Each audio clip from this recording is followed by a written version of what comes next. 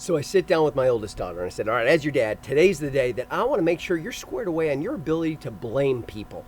That's just a natural sort of extension of your character.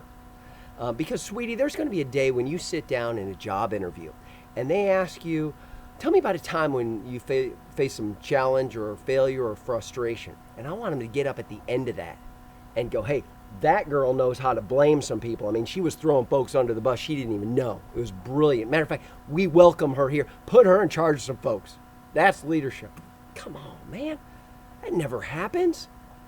Blame is something we try and mentor out of our kids or engineer or select out of our organizations, because blame is never a leadership competency.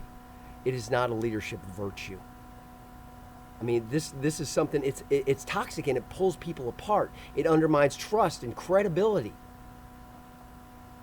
And we can't accept it in our leaders, and people are hungry for something different. And here's why blame doesn't work. Blame is the inverse of ownership. That's what people want from their leaders. Here's a gesture we don't see in society that much these days. Okay. It's my bad. My bad. You deserve better. That fell to me. Bad call. Okay? I'll do better next. This gesture, you see a lot of this, and we all know when you blame somebody like this, you got three fingers pointing back at you. But this is the spirit that we need to get at. Ownership. And before we blame others for blaming, we got to try this on ourselves. I've got to own my attitude, my effort, my optics, how I look, what I say, how I say it, what I do, my commitments, my prioritizations, how I use my time, and my decisions. And that's all the wind-up. Here comes the pitch.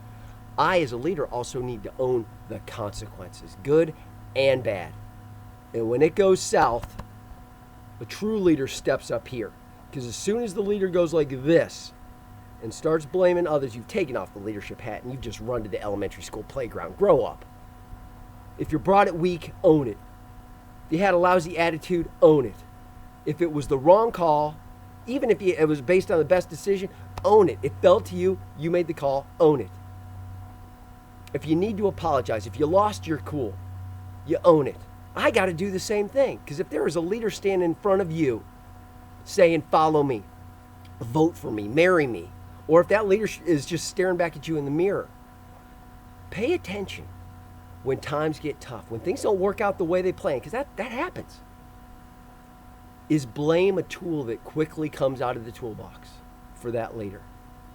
That's not a leader you deserve. That's not a leader you need to be. Me neither. I'm trying to be better than that. So I got a challenge to see, is it a habit I have built and I need to unbuild?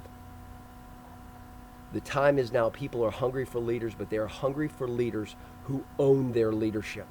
Good and bad. They own their decisions, and people will follow that.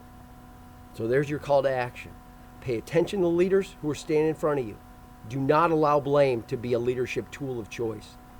And for you and me, to make sure that that's not in our tool bag either.